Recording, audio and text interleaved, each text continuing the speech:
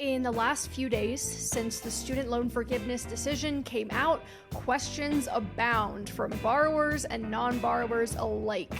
Will my taxes go up? Is inflation about to get worse? How will this even work? While things are still shaking out over in DC, we brought in the experts to answer all your burning questions, so let's do this.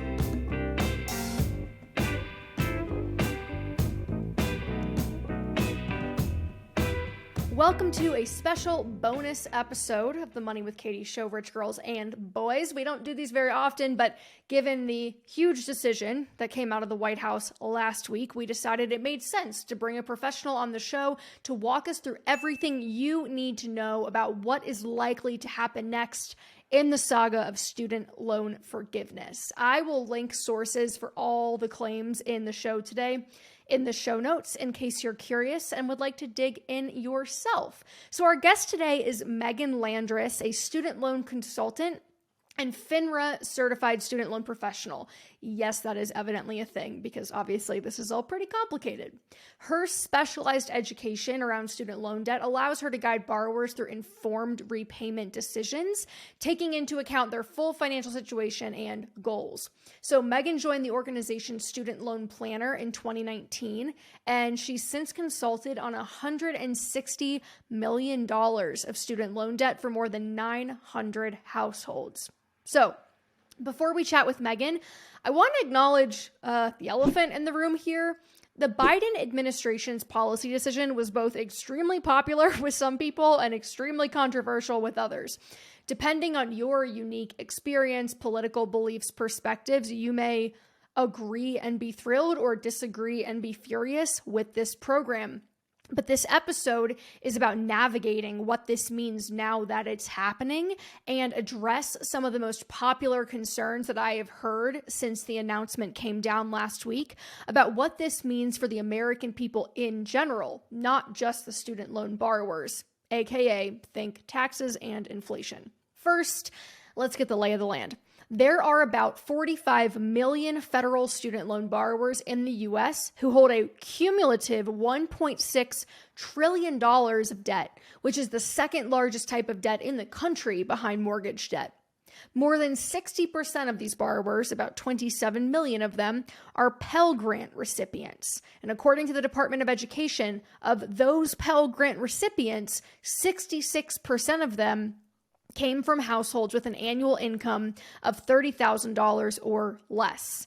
In general, to qualify for a Pell Grant, your household has to make less than $60K, but the majority make less than $30,000. That means 40% of all borrowers who will be receiving relief came from households that were living at or below the federal poverty line. I include this statistic because I've seen and heard a lot of rhetoric that suggests that this policy is putting a lot of money back in the hands of people who are already wealthy or have a lot of relative privilege. I was speaking with a friend who was really upset about it, and he described to me how a plumber is going to be paying for a Harvard lawyer's education, which understandably sounds incredibly unfair. Let's look at the data because it does paint an interesting picture. Friend of the show, Nick Majuli, published a piece on Of Dollars and Data this week that helped us visualize who is going to be helped by forgiveness. According to the 2019 survey of consumer finances, the wealthiest households with the highest net worths are the 22% who have college degrees but no student loan debt. So, assuming that we control for the income threshold of $125K/$250K and we omit everyone above it from the data that we look at, 13% of households have college degrees and debt, while 8% have college debt but no college degree. So functionally, this means they didn't graduate. So that's roughly 21% of households that are under the income threshold. And Majuli found that these two camps basically sandwich the group that has no debt and no degree. Those with debt and no degree generally have lower net worths, less wealth than those with no debt and no degree. But those with debt and with a degree tend to still have a higher net worth than those without debt and without a degree. So Majuli concludes, When examining net worth, Biden's program would definitely help those on the lower end of the wealth spectrum that are struggling. Nevertheless, those with student loans and a college degree are, for the most part, doing better than those with no debt and no college degree. So the policy comes off as benefiting many of those who are already doing better than the vast majority of U.S. households. The White House estimates that 90% of the benefits are going to go toward borrowers earning less than $75,000. Another concern that I've heard this week pretty ubiquitously is that the average American taxpayer is going to foot the bill for this. So let's address that question. Let's talk about it. Is this going to make our taxes go up? A popular headline I've seen making the rounds suggests that this policy is going to increase taxes for the average American by $2,000 per year. I want to quickly dispel that because I think it's dangerous to the point of being blatant misinformation, and it's understandably inflammatory. Like, if I hear this, I'm probably going to be pissed off too. To provide context to this figure, it's important to understand how the policy think tank, the Fiscally Conservative National Taxpayers Union that published it, arrived at the number. Estimates suggest that the forgiveness policy is going to cost more than $300 billion over the next 10 years. So the analysts took the $300 billion figure and they divided it by the number of American taxpayers, which was around 158 million as of 2019, arriving at a figure of $2,000 per person. Now, there are a few issues with this calculation, chief among them that we have a progressive tax system in the U.S. All taxpayers pay different effective tax rates based on their total income. And as you earn more, you pay more, as you should.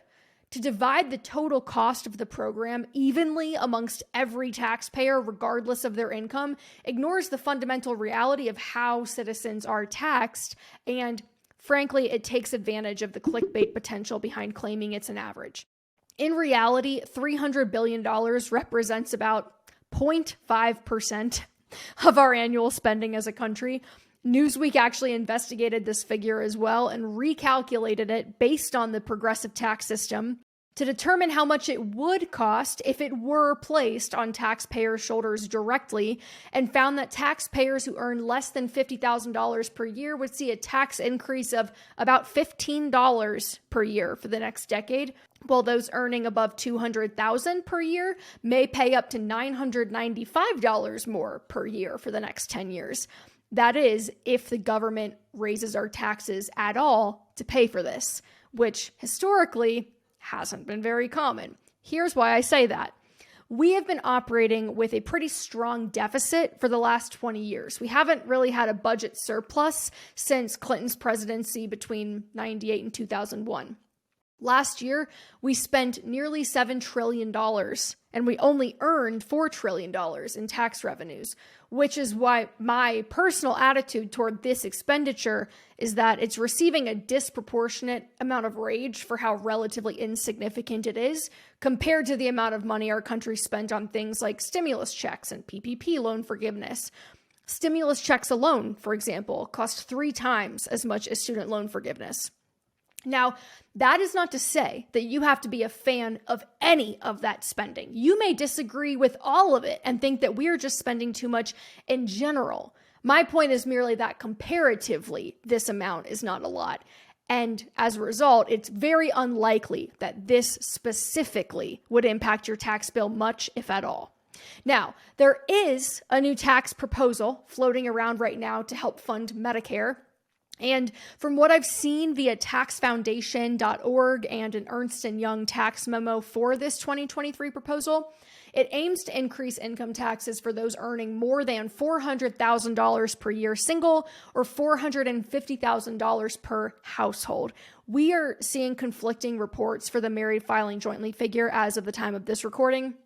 Some sources say $500,000 per household, others say $450,000. It is likely inconsistent because it's just a proposal at this point and it's subject to change. The important thing is it does help us understand the ballpark incomes that we're dealing with. There are a lot of different inclusions and inconsistencies in the variations of the proposals I have seen, but in my mind, the most notable that jump out to me pertain to income and capital gains treatment.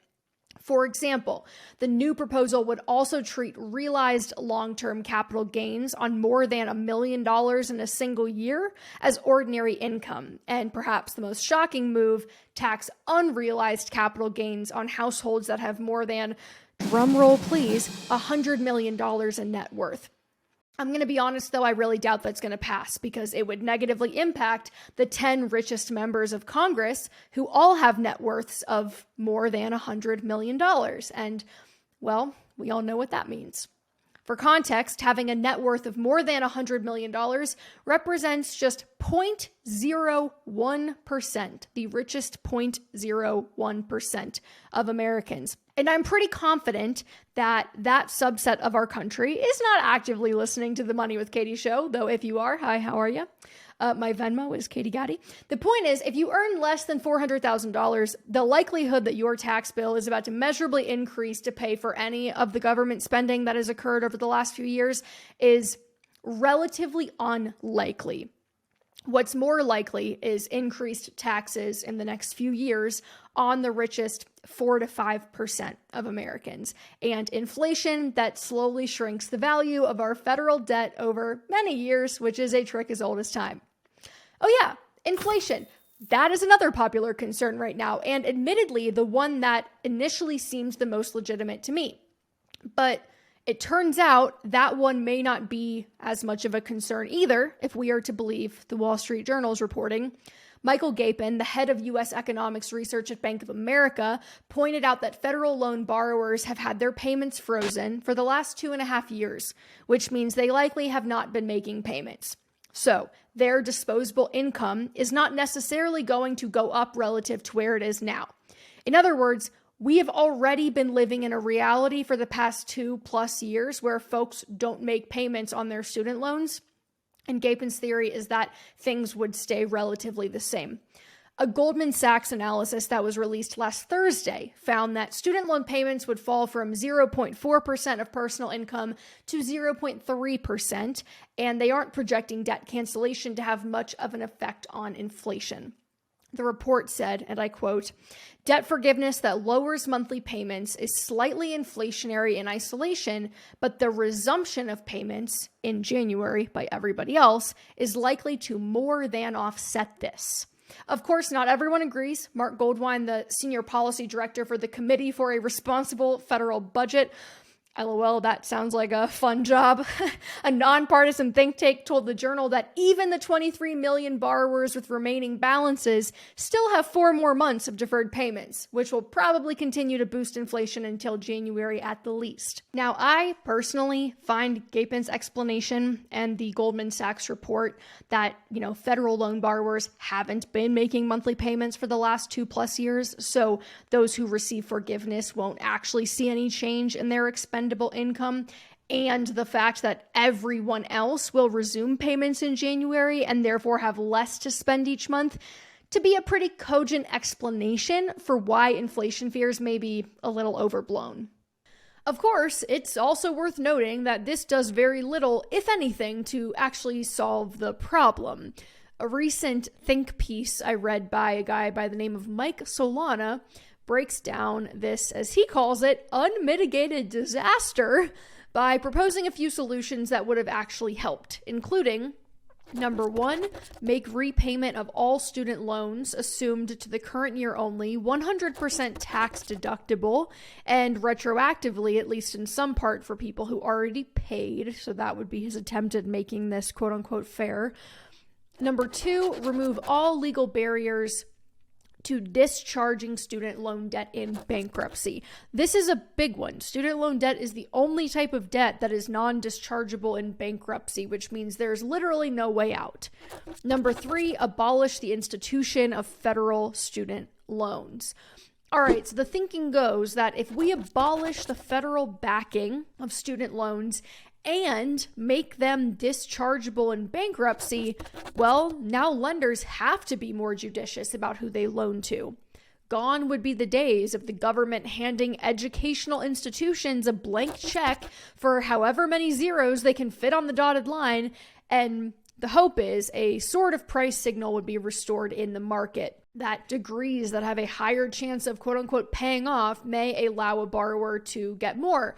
And institutions that have better job placement rates would likely look more favorable to lenders, as opposed to our current system where it doesn't matter where you're going or what you're studying. You can borrow as much or as little as you want. The government will cut you the check, and you're kind of stuck with it for the rest of your life. So choose wisely. If loans are dischargeable in bankruptcy, skin, meat game. We've now made it such that blind lending to any person for any amount is no longer attractive because a borrower that's likely to default would not receive money in the first place. Now that we've got that out of the way, let's talk about the program itself and the changes you can expect. Megan, welcome to the Money with Katie show. Thanks for being here on such short notice. Of course. Yeah, lots of news last week. We had a lot to talk about. Yes, we do. So I guess where I want to start today, Megan, is who is eligible for this repayment? Can you walk us through that? Mm-hmm. Yep. So there's up to $20,000 of loan cancellation. So first and foremost, who's going to be eligible for this is if you have federal student loans or loans owned by the Department of Education. So quick way to find out if you have Department of Ed held loans is open up your studentaid.gov account and see if you still have a loan balance there. Now, the second part to if you're eligible is if you made less than $125,000 per year. For 2021, we believe they're going to go off of 2021's income since that's the most recent tax return filed. So that's for a single person. If you are married, then the income limit is $250,000. And the other part to this, so there's a $10,000 cancellation amount and there's a $20,000 cancellation amount. $20,000 is going to be for those who were a Pell Grant recipient. This is also something you can confirm whether or not you were by logging into your studentaid.gov account. It's one of the first two numbers that you'll see. If you are not a Pell Grant recipient, then you'll get $10,000 of loan cancellation. Do we have reason to believe that there's going to be a sort of phase out with the income, or do we think it's going to be binary? Do we know that yet? It sounds as if it's black or white, that it's going to be either you're eligible or you're not. At this point, it doesn't seem like there's any phase out. That's interesting. I was just kind of curious about that. Yeah. So if somebody knows that this applies to them or that they have Pell Grant loans or, they qualify for the $10,000, how do they go about applying for this? Mm-hmm. It could be automatic for a lot of folks that the Department of Education already has income information for. This is possible if someone's on an income-driven plan. But the problem is no one has had to make income-driven payments for almost 2.5 years because we've been in this COVID payment freeze for so long. So it sounds like the majority of folks are going to have to apply for this. And there's going to be an application developed and put on studentaid.gov that anyone could submit an application for, it seems like, in the next few weeks. Studentaid.gov. Yeah, we'll put that in the show notes. And you're expecting, Megan, that you think we'll maybe see an application in the next few weeks come out? Yep. That's as far as what Department of Ed has said so far, is that they're developing it now, and we should definitely see, they said we should definitely see it by December 31st, but I think we're going to see it a lot sooner. They said a couple weeks initially. So okay, cool. But that's good to know that it could take as long as, the end of the year. So to kind of set expectations for people. Cool. So with this new income-driven repayment program, I've seen some talks of this proposal. How does that work? Yes. So this is right now a proposal. So we don't know a lot, and some of the technicalities have not been ironed out about this yet. So this is not something that you can take action on. You can't apply for this yet. You can't really do anything to put yourself in a better position for this quite yet. But high level, what it sounds like they're trying to do is create a cheaper repayment option for those who have undergraduate loans and a shorter forgiveness timeline. So each of the existing income-driven plans have a maximum repayment period where one could only pay for 20 or 25 years, and whatever's left over at the end of that timeline is then forgiven. Now they're trying to make that timeline a little shorter. and make the payment that's based off of income a little lower for those with undergraduate loans. And this may also affect graduate students, because a lot of times graduate students borrow undergrad before they get to grad school. We just don't know if this is going to roll out yet. So we're not getting too excited until we see it actually, posted as law. Yeah. Okay. Do you have a sense for any sort of timeline there, or is it something that we're all just kind of in the dark about at this point? That's a great question. So things have been moving pretty fast. Like there's been a lot of changes over the past 2 years since COVID really hit us hard in 2020. So it's possible that, there could be some answers on this or some more clarity on it by the end of the year. But I would maybe be pessimistic and say maybe 2023. You mentioned undergrad and graduate for that income-driven repayment program. So just to kind of nail that down, as it's written now, the current proposal, do we think graduate students would be included, or is it something that we're more so thinking is going to apply just to undergrad? Mostly undergrad, but if a graduate student has undergrad loans, that's where they might be affected in some way.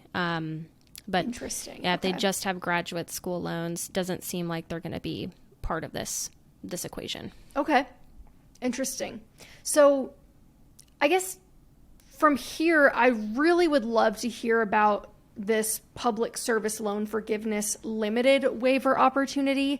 Can you talk to us about how someone would know if they're eligible for that? Yeah, so public service loan forgiveness is a program that you can apply for if you're working full-time at a nonprofit institution or 501c3 or government entity.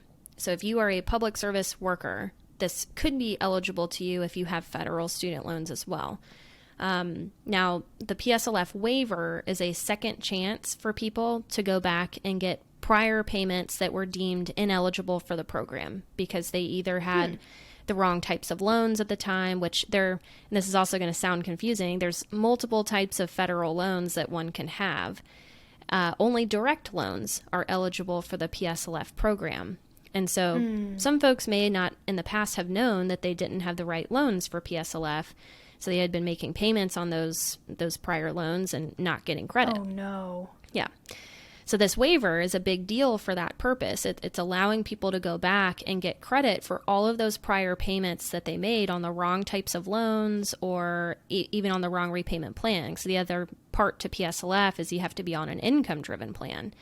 And some folks were not on income-driven plans in the past, so they have months where they paid and they were full-time at an eligible employer, but they weren't getting credit towards PSLF, which you have to make 120 qualifying payments for. And so the PSLF waiver is a second chance to go back and get those credits so people can find themselves a lot closer to PSLF than they originally thought they were going to be with this opportunity. And maybe even at loan forgiveness now, which we have seen already quite a bit. Wow. Okay, so just to kind of nail that down, because that is confusing. Yeah. So you're saying that somebody could have been making payments toward loans that were not direct. So they thought that they were making payments toward eligible loans, but they were not at the time. Mm-hmm. So this waiver would allow them to then go back and receive credit for those payments. Is that what you're saying? Correct. Yeah. Cool. Okay. So why are people not applying for this? Or are you seeing any sort of, is it an awareness thing? Is it a confusing process? Like, talk to me about that. I think all the above. I think awareness is one thing. PSLF has been flawed, so people have kind of given up on the program in the past. So that there's an awareness problem because people aren't paying attention to it anymore. They're fed up with the program. So that's one. But another is people do have to take action. So it's not something that's automatic, or for the most part, it's not going to be automatically applied. And let me maybe say this too. Nothing in the student loan system is automatic, it seems like. You have to take action for almost everything. So for those who don't have the correct loans, they have to take action to consolidate, which means convert them into the correct loans now. And then not only that, but they have to also submit an employment certification form to verify that prior qualifying employment. So it's 2 steps if someone had the wrong loans. only one step, only submitting the employment certification form if they just weren't on the right repayment plan in the past. But it takes action. And so I think people are going to miss out because maybe the requirements are a little confusing, or they gave up on, paying attention to this a long time ago.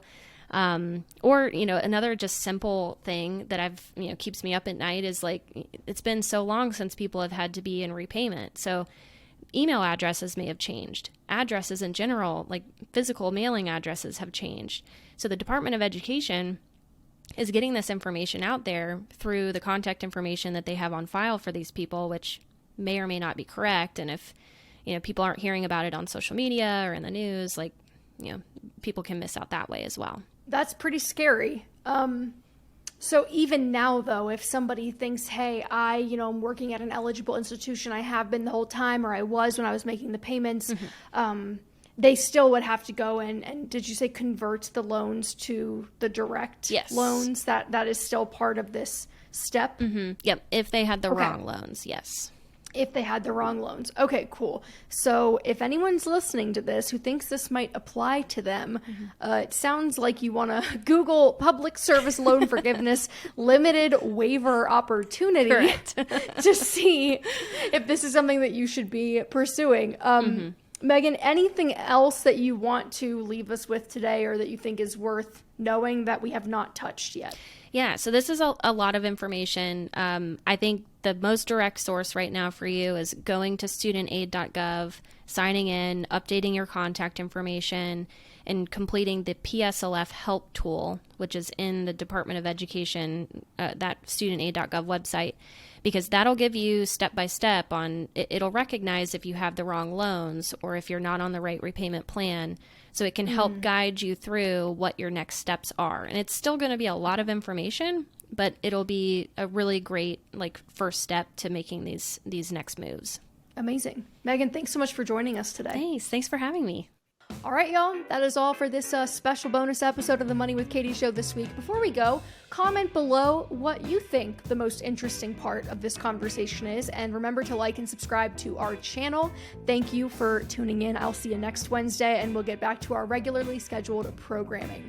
Our show is a production of Morning Brew and is produced by Nick Torres and me, Katie Gatti-Tassan. Sarah Singer is our VP of Multimedia.